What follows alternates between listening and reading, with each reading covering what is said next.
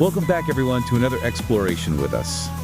It's really great to have you here. And welcome back from me, too. Good to be diving into another daily workbook lesson together.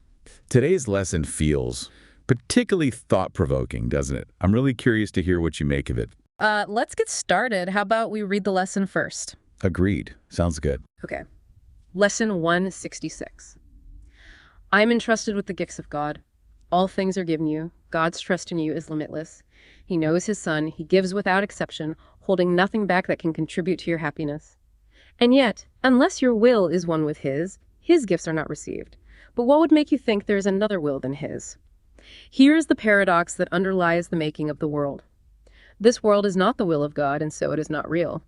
Yet those who think it real must still believe there is another will, and one that leads to opposite effects from those he wills. Impossible indeed. But every mind that looks upon the world and judges it as certain, solid, trustworthy, and true believes in two creators, or in one himself alone, but never in one God. The gifts of God are not acceptable to anyone who holds such strange beliefs. He must believe that to accept God's gifts, however evident they may become, however urgently he may be called to claim them as his own, is to be pressed to treachery against himself. He must deny their presence, contradict the truth, and suffer to preserve the world he made. Here is the only home he thinks he knows. Here is the only safety he believes that he can find. Without the world he made is he an outcast, homeless and afraid. He does not realize that it is here he is afraid indeed, and homeless too. An outcast wandering so far from home, so long away he does not realize he has forgotten where he came from, where he goes, and even who he really is. Yet in his lonely, senseless wanderings, God's gifts go with him, all unknown to him. He cannot lose them, but he will not look at what is given him. He wanders on, aware of the futility he sees about him everywhere, perceiving how his little lot but dwindles as he goes ahead to nowhere. Still, he wanders on in misery and poverty, alone though God is with him, and a treasure his so great that everything the world contains is valueless before its magnitude. He seems a sorry figure, weary, worn in threadbare clothing, and with feet that bleed a little from the rocky road he walks. No one but has identified with him, for everyone who comes here has pursued the path he follows, and has felt defeat and hopelessness as he is feeling them. Yet is he really tragic, when you see that he is following the way he chose, and need but realize who walks with him and open up his treasures to be free. This is your chosen self, the one you made as a replacement for reality. This is the self you savagely defend against all reason, every evidence, and all the witnesses with proof to show this is not you. You heed them not. You go on your appointed way, with eyes cast down, lest you might catch a glimpse of truth and be released from self-deception and set free. You cower fearfully lest you should feel Christ's touch upon your shoulder and perceive his gentle hand directing you to look upon your gifts. How could you then proclaim your poverty and exile? He would make you laugh at this perception of yourself. Where is self-pity then? And what becomes of all the tragedy you sought to make for him whom God intended only joy? Your ancient fear has come upon you now, and justice has caught up with you at last. Christ's hand has touched your shoulder, and you feel that you are not alone. You even think the miserable self you thought was you may not be your identity. Perhaps God's word is truer than your own. Perhaps his gifts to you are real. Perhaps he has not wholly been outwitted by your plan to keep his son in deep oblivion and go the way you chose without yourself. God's will does not oppose, it merely is. It is not God you have imprisoned in your plan to lose yourself. He does not know about a plan so alien to his will. There was a need he did not understand, to which he gave an answer, that is all. And you who have this answer given you have need no more of anything but this. Now do we live, for now we cannot die. The wish for death is answered, and the sight that looked upon it now has been replaced by vision which perceives that you are not what you pretend to be. One walks with you, who gently answers all your fears with this one merciful reply, "It is not so." He points to all the gifts you have each time the thought of poverty oppresses you, and speaks of his companionship when you perceive yourself as lonely and afraid. Yet he reminds you still of one thing more you had forgotten, for his touch on you has made you like himself. The gifts you have are not for you alone. What he has come to offer you, you now must learn to give. This is the lesson that his giving holds, for he has saved you from the solitude you sought to make in which to hide from God. He has reminded you of all the gifts that God has given you. He speaks as well of what becomes your will when you accept these gifts and recognize they are your own. The gifts are yours, entrusted to your care, to give to all who chose the lonely road you've escaped. They do not understand they, but pursue their wishes. It is you who teach them now. For you have learned of Christ there is another way for them to walk. Teach them by showing them the happiness that comes to those who feel the touch of Christ and recognize God's gifts. Let sorrow not tempt you to be unfaithful to your trust. Your sighs will now betray the hopes of those who look to you for their release. Your tears are theirs. If you are sick, but withhold their healing, what you fear but teaches them their fears are justified. Your hand becomes a giver of Christ's touch. Your change of mind becomes the proof that who accepts God's gifts can never suffer anything. You are entrusted with the world's release from pain. Betray it not. Become the living proof of what Christ's touch can offer everyone. God has entrusted all his gifts to you. Be witness in your happiness to how transformed the mind becomes which chooses to accept his gifts and feel the touch of Christ. Such is your mission now. For God entrusts the giving of his gifts to all who have received them. He has shared his joy with you. And now you go to share it with the world. Okay, so that's lesson 166. I am entrusted with the gifts of God. It's a powerful lesson, isn't it? Packed with quite a few concepts that can feel pretty revolutionary when you first encounter them in the course. Yeah, and if we were to pull out the core insights, the real nuggets from this, they'd be almost counterintuitive to how we usually operate, First, this idea that you already possess immense value. These gifts of God right here, right now, not like someday when you're better. Right. It's not something you have to earn or build up or, accumulate somehow. It's just there already. Yeah, inherent. And the second key insight flows from that. That your feeling of suffering, of being impoverished or alone, it actually comes from actively denying these gifts, the ones you already have. It's tied to clinging to this false, limited, sorry figure. We've all had those moments, haven't we? Where holding onto that self-image, that story of our struggles, feels weirdly comfortable, maybe, even if it's painful. Totally. It's the known quantity. And then the third core insight is that accepting these gifts, it's not selfish. Yeah. The moment you start to recognize and accept this inherent value, this presence within yourself, you automatically become a channel for sharing it, for giving it away. So giving and receiving become one and the same. That completely flips the script. Yeah. Because usually we think we have to get something first, acquire peace or wisdom, fill our own tank before we can give. But this lesson says accepting what's already given is the process of giving. It makes me think of those times, like when a friend is going through something really tough. Yeah. And you don't have any magic advice, you can't fix it, but you just show up. You just listen. You're just fully present with them. Yes, exactly that. And in that moment, something real is exchanged, isn't it? It feels like it. They might feel seen or heard or maybe just less alone. And you walk away realizing that simply being present, just being you without trying to be anything else, that was the gift. Right. That wasn't you trying to be helpful. It was just the natural outflow of whatever quiet stability or peace you had access to in that moment. It wasn't a performance. It wasn't putting on a brave face or anything. It was just you being you, maybe, but perhaps a version of you that wasn't completely caught up in your own narrative for a second. And that points directly to what the Course means by these gifts of God in this context. It's not like material wealth or special talents in the usual sense. Okay. It's these inherent qualities of our true nature, that unconditional peace, that unwavering clarity, indestructible love, a sense of fundamental wholeness, stability that doesn't actually depend on external circumstances. The lesson calls them treasures, doesn't it? Treasures of immense magnitude. Yeah. Huge.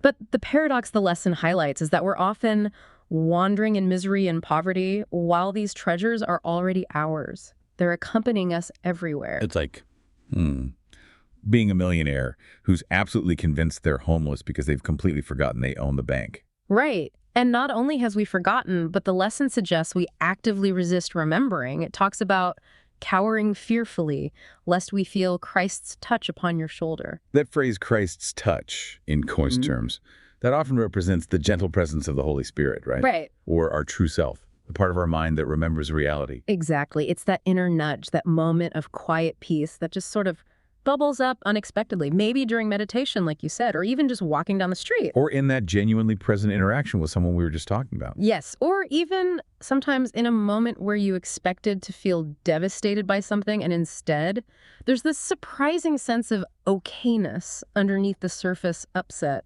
Oh, I know that feeling. Yeah. And the usual reaction is to kind of shake it off, right? To get back to the familiar story of being stressed or worried. Because that feels like who we are. Yeah, it's comfortable in its misery because it's known.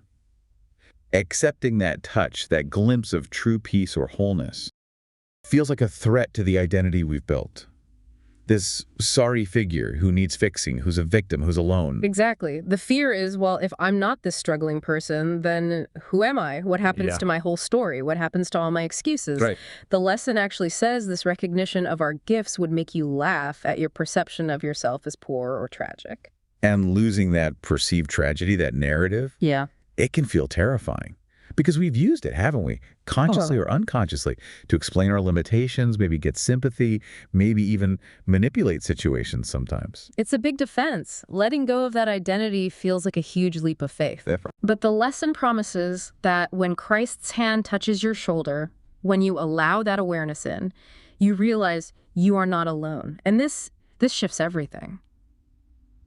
It's not about becoming a different personality. It's about realizing there's a stable foundation beneath the personality. Okay, like a core of peace and presence that doesn't get shaken by all the ups and downs of the world. Exactly. And from that place, your motivation naturally changes. Instead of always operating from what can I get or how do I protect myself, you start operating from, well, what do I have to offer here? Not in a performative way, though. Not trying to be a saint or anything. No, not at all. Just a natural inclination, like a wanting to extend the peace you're starting to feel yourself. Okay, think about that teenager drama example again.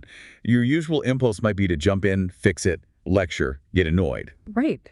But if you connect with that stable presence within first, maybe the most natural thing is just to listen. To offer a calm space without judgment. Yes, you're offering the gift of presence, quietly. And that's how you become the living proof the lesson talks about. I think so, yeah. It's not about being perfect or having all the answers for the world. It's about demonstrating, just through your own centeredness and your response to life, that there is another way to be, a way beyond the ego's constant fear and suffering. It means being someone who doesn't completely fall apart when the world seems to be falling apart around them. Right. Someone who remembers, even in really challenging moments, that there's a deeper reality than just the surface appearance of chaos. And you find, surprisingly, you have the bandwidth then to genuinely see and maybe even help others. Which brings us right back to that core idea. These gifts aren't just for you. They are entrusted to your care to give to all. Yes. And this is where the dynamic becomes so beautiful, because giving them away doesn't deplete you at all. It actually expands you. It does. It's not like a limited resource. Not in the slightest. It's the opposite. The more you extend patience, the more patient you find yourself becoming. The more you offer forgiveness, the more you experience being forgiven, being freed yourself. The more you offer understanding, the deeper your own understanding grows. Exactly. It's like discovering this internal, it's inexhaustible. The more you draw from it to share with others, the fuller it actually feels. That's amazing. And even our own struggles then become sort of material for this process. Absolutely. Navigating our own pain teaches us compassion, doesn't it? It allows us to relate to others in their pain and genuinely offer the message, hey, there's a way through this. I know it feels impossible, but there is.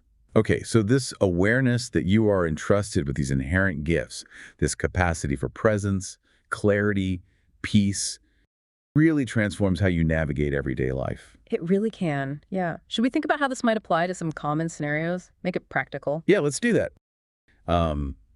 Seeing a potentially fraudulent online ad, something that looks really convincing and potentially harmful to people. Yeah. My initial reaction there is often that righteous anger. Someone needs to stop this, those awful people. The sorry figure gets really activated, wants to fight evil, be the hero. I know that feeling. And the lesson asks us to pause there too, right? Is that reaction coming from the gifts you possess, clarity, peace, or is it coming from the ego's fear and its desire to make enemies? Right. You acknowledge the distress. Seeing potential harm is distressing. That's natural. But the shift is subtle, maybe, but crucial. Instead of focusing all your energy on fighting the perceived fraudster, you consciously redirect it towards extending practical care to potential victims. Yeah. You mentally bring the situation to that inner wisdom, that Christ touch, and ask, okay, how can I respond from love and clarity here, not just outrage? And if you feel guided to act, maybe reporting the ad, alerting others, you do it from that calmer, clearer space. So you're offering a gift of awareness or protection within the world, but you're not getting caught up in a personal battle against some villain. Right. And importantly, you can release the outcome then. Your inner peace doesn't have to depend on whether everyone sees your warning or if the ad gets taken down immediately. You acted as a channel for helpfulness, trusting you shared the gift you had in that moment. Okay. What this whole exploration of Lesson 166 really underscores is that while we were walking around carrying these immense internal resources, gifts of peace, clarity, understanding, stability that we often simply refuse to see, or maybe don't even know are there. Yeah, and the process isn't about acquiring these gifts from somewhere outside. It's about accepting that you already have them, essentially by stopping the denial, by stopping the insistence on the sorry figure. And the beautiful, really revolutionary twist is that accepting them is inseparable from extending them. It's not a two-step process. Exactly. As we share the gifts we didn't even realize we had, we actually experience them more deeply ourselves. You know what really strikes me about this lesson? How it completely flips the script on spiritual progress. When I first started the course, long ago, I thought awakening was about accumulating enough wisdom or peace for myself, like filling up my own tank. But this lesson taught me, the moment you start receiving these gifts, you're automatically in the business of giving them away. Right. It's like discovering you're not the customer, you're actually the cashier. A cashier. Yes, the cashier coaching. But honestly, I was so overwhelmed at first, like, wait, I'm supposed to be helping heal the world. I can barely manage my own stuff. But then you realize it's not about having it all figured out. It's just about being willing to show up as whoever you actually are underneath all the stories. Oh, I hear you. And that social media scenario we walked through that's so real. I catch myself all the time getting pulled into that anger, wanting to fight the bad guys. Which reminds me, we posted a special topic on this very challenge in honor of Pride Month, where we addressed allies amid anti-LGBTQ+ sentiment, and addressed it on TikTok as well, discussing racist aggression. Yes. You'll find it by searching at the World Harmony Project. Well, as we draw another lesson to a close, I'd like to say to anyone who heard today's lesson and is thinking, this sounds nice, but I don't feel like I have any gifts to give. That's exactly the point. Start small. Next time someone's having a rough day, just be completely present with them. Don't try to fix anything, just show up. You might be amazed at what happens. We're all just practicing this stuff. None of us have it mastered. But that's the beauty of it. We're all learning together how to receive and extend these gifts. Thanks for joining us today, everyone. And remember, you are entrusted with exactly what the world needs. We'll be back tomorrow. You still don't get the cashier thing, do you? Not a clue.